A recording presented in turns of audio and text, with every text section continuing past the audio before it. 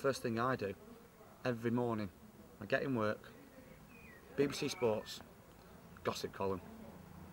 First, it's a standard thing. First thing I do, even on Saturday and Sunday morning when I'm laying in bed with an hangover, gossip column. I want to know what's going on with football, and that is the gospel. For a working man, which everybody is really, you know, that's the highlight of your week. That's what you're working up to. Absolutely, yeah, definitely. And it's the sort of release of all your tension from your working week. It's for 90 minutes a week, if that. So it's like getting a bit off your chest. You're working so long, you just want to let it out. Otherwise, you kill somebody.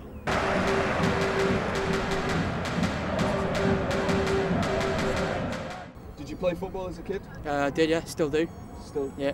Who was your hero as a kid? It was David Seaman. I tried to go attached, but when you're 10, it don't really work, does it? I tried my best. I'm a goalkeeper, so that's why it was. When I managed it. I had one there because I wanted to be better shooter. Do you remember? Really, yeah.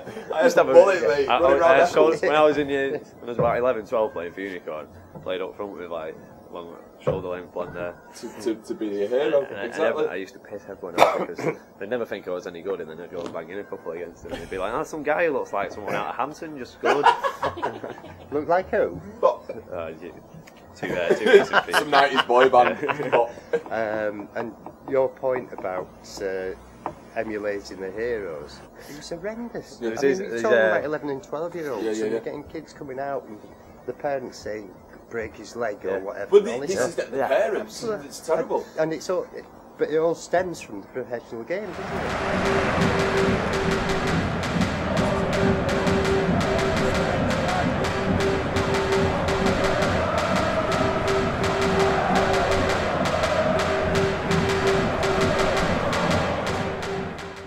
Do you think that kids at grass level copy what they see on the TV?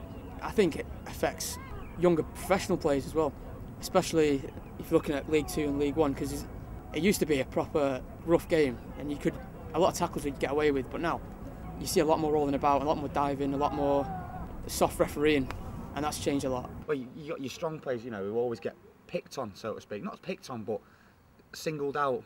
Who are always going to get the harder challenge and the odd nick. Exactly. I mean, Ronaldo, when he first came, he was a bit of a diver, but you look at him now when he's at Madrid, and before he went to Madrid, and when he was at United last 2 seasons before, he's a tank. Yeah, he is. And it's hard to, and it annoys you when he does dive, because he can stand up to it. I get so angry these days when I watch football. It was a man's game, and you could make tackles, and you could push somebody, you could go up and shoulder charge them and that. Now you can't even touch them. You can't go near them. Yeah. And all this is history on it. When I played, I once or twice sent my own players off. My own players. Yeah, because they were being assholes. Yeah, right.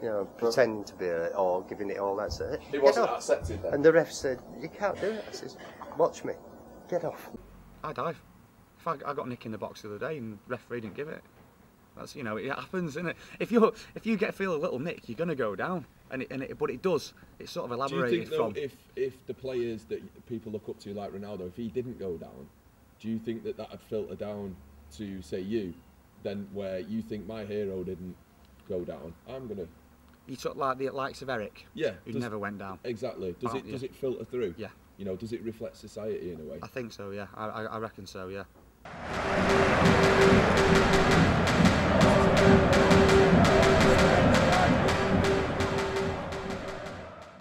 Normally in most grounds there was just one portion of a side of the ground. Okay.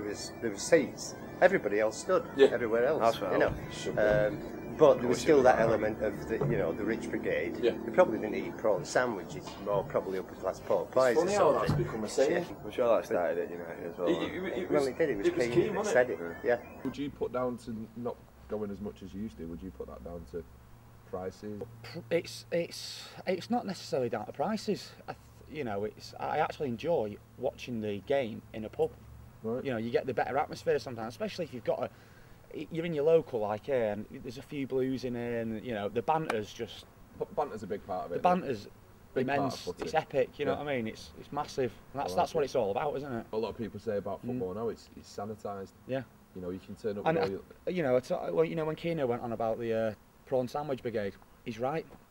Like, home matches are full of day trippers and people who come from abroad to, hey, let's see United. Hey.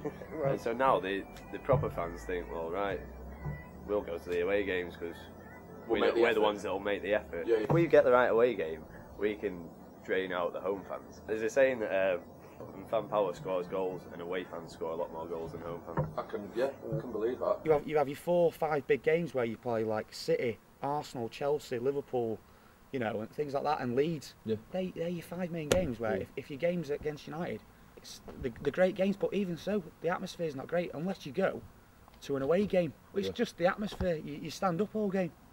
You know, how often do you get to stand up at Old Trafford? You have to stand up at Old Trafford. You get a finger pointed. Don't get me wrong, it's good cracking that, but I'd rather be at an away game because it's just the atmosphere is top. We got a trip to Wembley, and that was amazing. That you saw the arch, like wow, this is Stockport County. We saw the big 50-foot letters, Stockport County welcome, blah blah blah. Yeah. It's like wow.